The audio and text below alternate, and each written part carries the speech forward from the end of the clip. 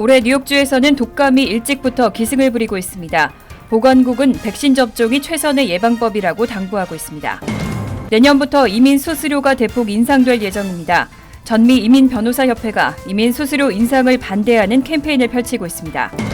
뉴저지에서 지난 9월부터 리얼 아이디 운전 면허증 발급이 시작됐습니다. 하지만 취득은 하늘의 별 따기처럼 어렵다는 지적입니다. 총기로 인한 인명피해가 계속되고 있지만 개인의 총기 소지를 옹호하는 뉴저지 지방자치정부는 오히려 많아지고 있습니다. 앤드류 쿠오모 뉴욕 주지사가 전기 자전거와 스쿠터의 합법화 법안에 거부권을 행사했습니다. 이상은 이 시각 주요 뉴스입니다. 시청자 여러분 안녕하십니까? KBN 뉴스입니다. 올해 뉴욕주에서는 독감이 일찍부터 기승을 부리고 있습니다. 12월 1일부터 약 2주 동안 5천 명이 넘는 환자가 독감 확진 판정을 받았습니다. 보건국은 독감을 예방하기 위해서는 백신 접종이 최선의 방법이라고 당부하고 있습니다. 뉴욕주 보건국은 지난 12월 8일부터 14일까지 일주일 동안 3,264명이 새롭게 독감으로 확진 판정을 받았다고 밝혔습니다. 그 전주인 12월 1일부터 7일까지의 1,839명보다 77% 증가한 수치입니다. 일반적인 독감 피크 시즌보다 이른 기간에 환자 수가 급격히 늘어나고 있습니다. 노스웰 병원 응급케어센터의 한 관계자는 지난 1, 2주 동안 열과 기침, 두통 등 독감 증상을 호소하는 환자가 급증하고 있다고 밝혔습니다. 일반적으로 모든 환자들이 확진을 위한 검사를 받는 것은 아니기 때문에 독감 환자 수는 확진된 사례보다 훨씬 더 많을 것으로 추정되고 있습니다. 연방질병통제예방센터는 지난 10월 1일 이후 전국적으로 최소한 370만 건의 독감 환자가 발생한 것으로 추정하고 있습니다. 주 보건국은 독감을 예방하기 위해서는 독감 백신 접종이 최선의 방법이라고 강조하며 독감 환자와 접촉한 경우에도 독감 백신을 접종해 확산을 막아야 한다고 밝혔습니다. 내년부터 이민 수수료가 대폭 인상될 예정입니다. 연방이민서비스국이 해당 안을 연방관보에 게시하고 현재 여론을 수렴 중인데요. 전미 이민변호사협회가 이민 수수료 인상을 반대하는 캠페인을 펼치고 있습니다. 연방이민서비스국은 내년 초부터 이민 수수료를 최대 83% 인상하는 안을 연방관보에 게시하고 현재 여론 수렴 단계에 있습니다. 이에 대해 전미 이민변호사협회는 연방관보에 적극적인 의견을 게재하고 이민 수수료의 인상을 저지하고자 캠페인을 펼치고 있습니다. 캠페인에 동참하기 원하면 전미 이민변호사협회 웹사이트를 방문해 이름과 이메일, 주소 등을 입력한 후 협회 측에서 미리 작성해 놓은 예시문 중 하나를 복사하고 붙여넣기에 연방관보 게시판에 등록하면 됩니다. 따로 게시물을 작성할 필요 없이 간편한 절차로 게시물을 등록할 수 있습니다. 이민변호사협회 측은 이민국의 서비스는 점점 악화 중인데 수수료를 인상하는 것은 말이 안 된다며 이민 수수료 인상은 이민자들에게 보이지 않는 벽을 치는 것과 똑같은 것이라고 강력하게 비난하고 있습니다. 한편 이민국은 오는 30일 오후 11시 59분까지 연방관보를 통해 의견을 수렴합니다. 이민 수수료 인상안에 따르면 내년 초부터 시민권 신청 비용은 현 640달러에서 1,170달러로 80%나 오를 전망입니다. 영주권 신청서의 경우 연령 구분 없이 1,120달러로 단일화되고 노동허가서 신청 수수료 역시 410달러에서 490달러로 인상됩니다. 오바마 케어의 핵심 조항에 대해 항소법원이 위헌 결정을 내렸는데 민주당이 내년 대선에서 이 건강보험 이슈를 활용할 것이라는 전망이 나왔습니다. 공화당에 투표하면 오바마 케어가 폐지된다며 공화당에 대한 우위를 확보할 이슈로 활용할 수 있을 것이라는 분석입니다. 정치 전문 매체 폴리티코는 26일 민주당 오바마 케어 위헌 결정으로 2020년 공화당을 밀어붙일 기회를 잡다라는 제목의 기사를 실었습니다. 오바마 케어의 핵심 조항에 대해 지난 18일 항소법원이 위헌 결정을 내렸지만 민주당이 내년 대선에서 공화당을 압박하는 무기로 건강보험 이슈를 활용할 것이라는 분석입니다. 폴리티코는 법원의 위헌 결정이 민주당이 건강보험 이슈에서 공화당에 대한 우위를 확보할 기회를 제공할 수도 있다고 전망했습니다. 민주당은 하원 탈환에 성공했던 2018년 중간선거 때 트럼프 대통령의 오바마 케어 폐지 정책에 맞서 오바마 케어 보호 메시지를 내걸었는데 민주당이 이를 대선 전에서도 활용할 수 있다는 분석입니다. 실제로 폴리티코는 오바마 케어 위헌 결정이 내려지자마자 민주당 소속 일부 상원 의원들과 상원 선거에 출마할 후보들이 이를 선거 전에 끌어들이는 전략에 나섰다고 보도했습니다. 공화당에 투표하면 오바마 케어가 폐지된다는 주장입니다. 하지만 민주당 일각의 이러한 구상이 효과를 볼지는 아직 미지수입니다. 민주당 스스로 건강보험 정책을 놓고 내분 양상을 보이고 있기 때문입니다. 민주당 대선 주자인 엘리자베스 워런, 버니 샌더스 상원 의원은 모든 미국인에게 단일 건강보험을 제공하자는 방침을 대선 공약으로 내걸었지만 조 바이든 전 부통령은 정부가 개인의 건강보험 선택권을 빼앗아서는 안 된다며 상대적으로 온건한 공약을 내세우고 있습니다. 전문직 취업 비자와 졸업 후 현장 실습 프로그램이 120만 명의 미국인 일자리를 빼앗고 있다는 주장이 나왔습니다. 미국인들에게 돌아가야 할 일자리라는 주장이 나오고 있는데 일각에서는 이 프로그램들을 축소하면 오히려 미국인들의 일자리까지 없어질 수도 있다는 지적이 나왔습니다.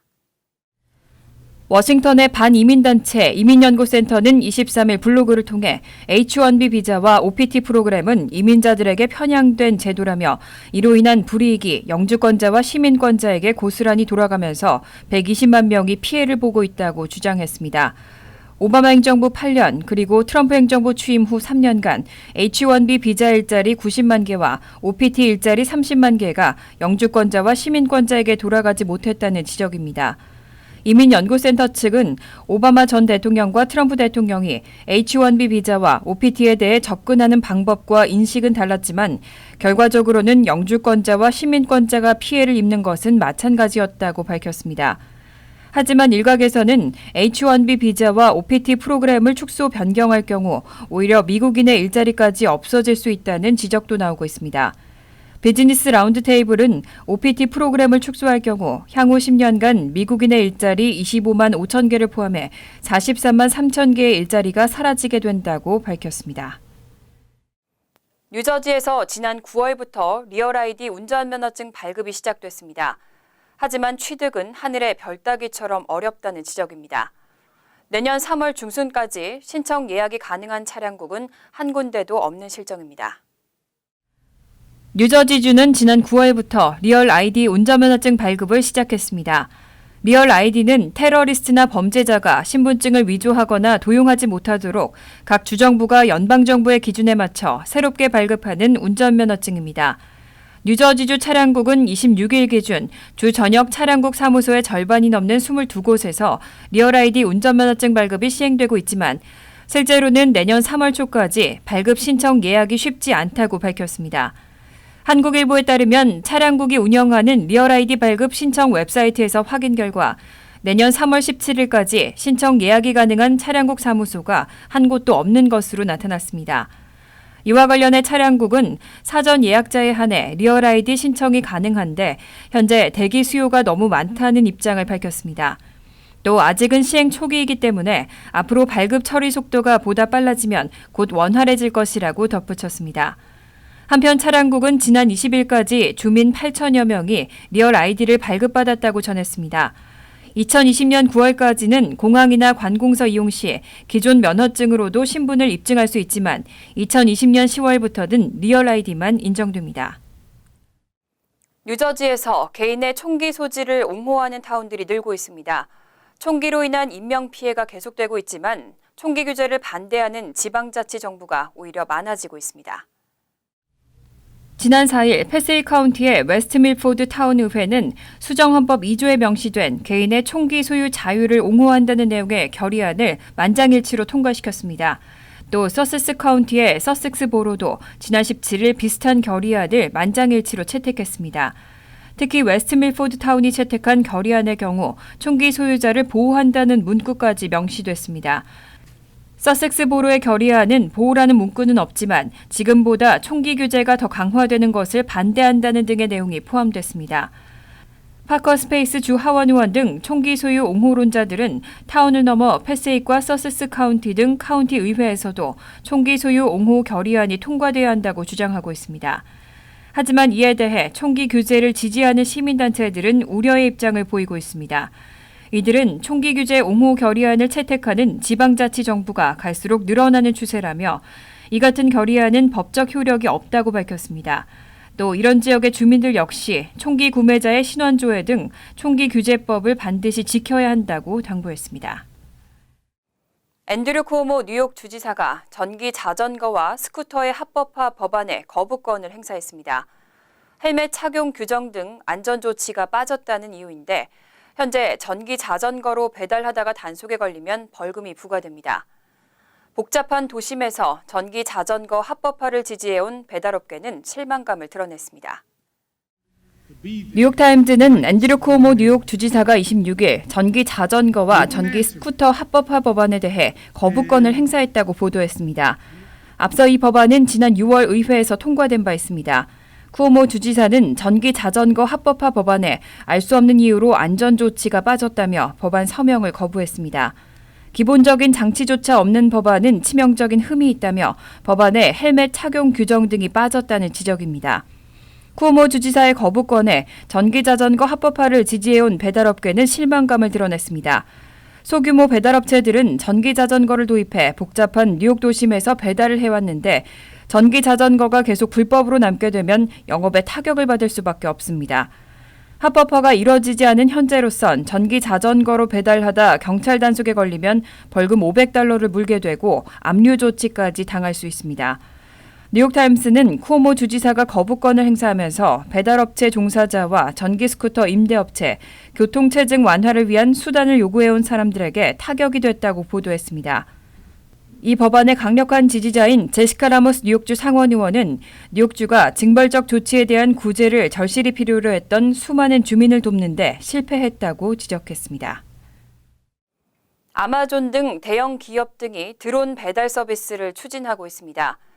연방항공청이 이런 상업용 드론을 실시간으로 추적하기 위해서 전자번호판을 도입합니다.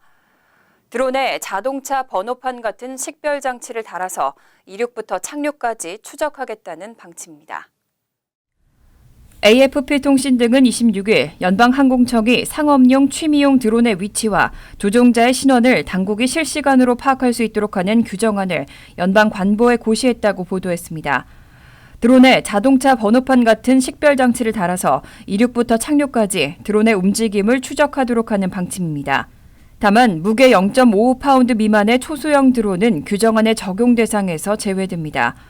연방항공청은 이번 조처를 통해 공중 추돌 사고를 막을 수 있을 것이라며 수집된 드론 정보는 추후 기존 항공교통 통제 체제에 입력할 것이라고 밝혔습니다. 또 드론을 이용한 불법 약물이나 유해물질의 밀반입, 사생활 침해나 불법 도찰 등도 당국이 탐지할 수도 있을 것이라고 덧붙였습니다. 일레인 차오 교통부 장관은 이번 규정안에 대해 원격 식별 기술은 연방항공청과 검경, 연방보안기관들이 관할권 내에서 비행하는 드론을 식별하도록 하고 안전성과 보안성을 높일 것이라고 밝혔습니다. 현재 연방관보에 고시된 규정안은 오는 31일부터 60일간의 공공의견 수렴 기간을 거쳐 최종 채택될 예정입니다. 뉴저지 트랜짓이 발표하는 연례 보고서에 안전규정 위반과 사고 기록 등이 누락돼 있다는 지적이 제기됐습니다. 쏟아지는 비판에 뉴저지 트랜짓은 뒤늦게 사고와 안전규정 위반에 관한 정보를 담은 연례 보고서를 공개하겠다고 대응했습니다.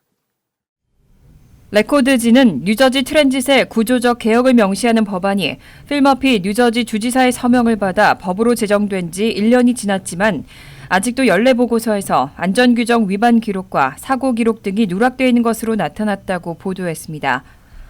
뉴저지 트랜짓 개혁법은 매년 발표되는 뉴저지 트랜짓의 연례 보고서에서 이미 포함되어 있는 감사와 제한 예상, 확정 예산 정보, 진행 중인 프로젝트와 재무 보고 등뿐만 아니라 뉴저지 트랜짓이 운영하는 열차 또는 버스에서 발생한 특정 사고 정보와 한 해 동안 벌어진 총 사고 건수, 또 사고 관련한 뉴저지 트랜짓 측에 부과된 벌금 또는 판결, 모든 안전규정 위반 정보, 뉴저지 트랜짓의 총 위반 적발 횟수와 부과된 벌금에 대한 정보를 추가하도록 명시하고 있습니다. 하지만 여태껏 발표된 연례 보고서에는 위와 같은 정보들이 누락돼 있습니다. 이와 관련해 뉴저지 트랜짓 대변인이 사고 및 안전규정 관련 정보는 연방교통청과 연방철도청에서 찾을 수 있다는 입장을 밝히면서 매체들의 비판을 받았습니다. 뉴저지 트랜짓 측은 이후 현재 최종 검토 중인 연례 보고서에서는 사고와 안전규정 위반에 관한 정보를 담을 것이고 곧 공개될 예정이라며 한 발 늦은 대응을 보였습니다.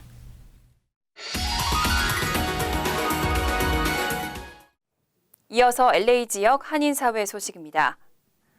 내년부터 캘리포니아의 최저임금이 $13로 인상됩니다.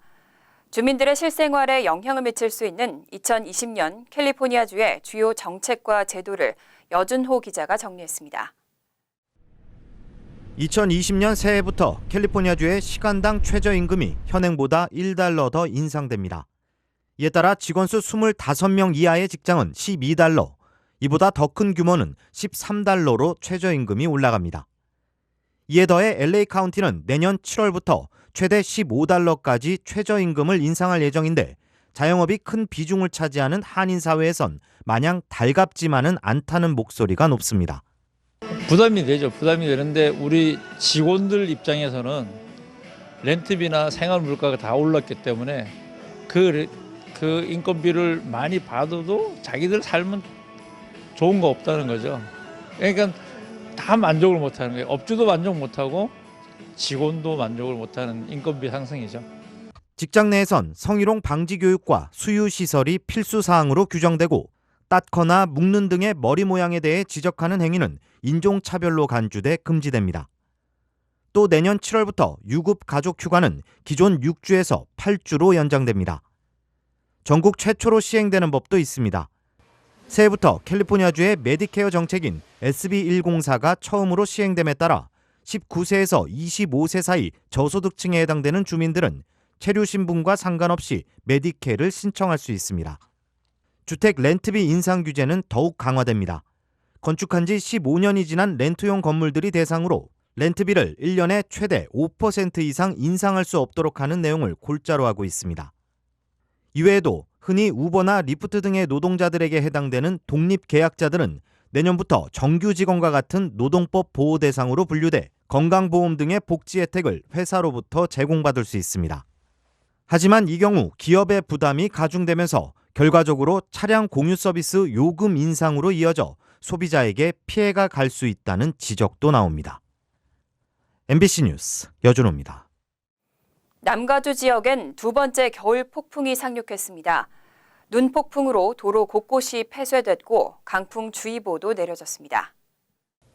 캘리포니아주 고속도로 순찰대 CHP에 따르면 폭설과 교통 정체로 인해 5번 프리웨이 그레이프바인 구간과 15번 프리웨이 카존 패스 구간이 폐쇄 조치됐습니다.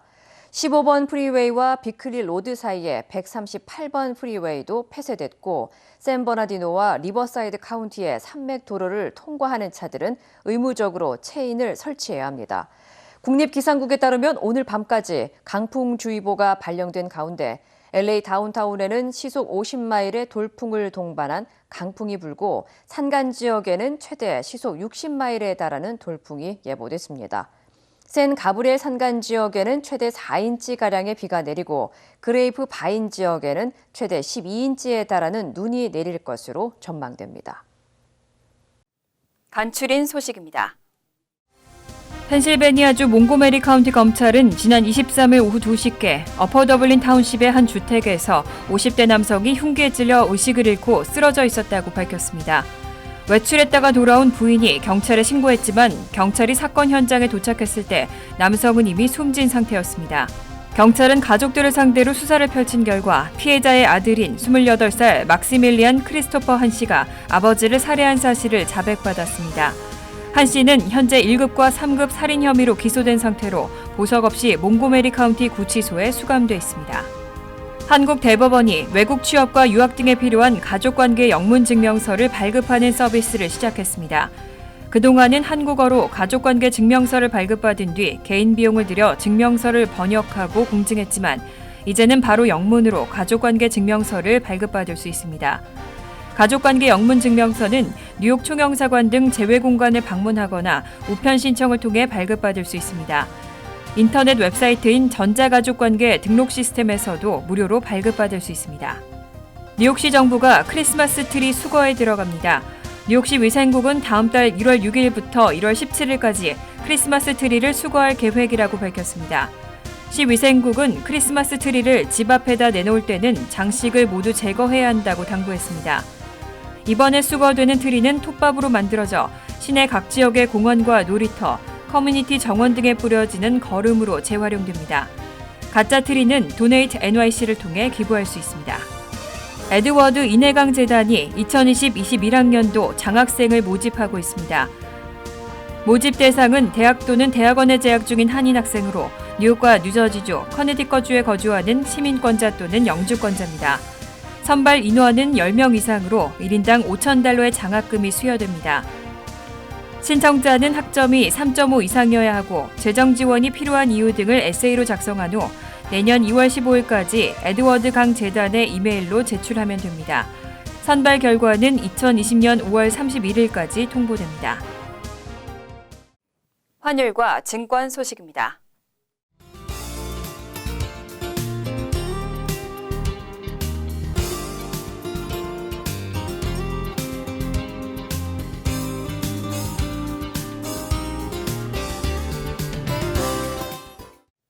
이어서 날씨입니다. 토요일은 대체로 화창하고 포근하겠습니다.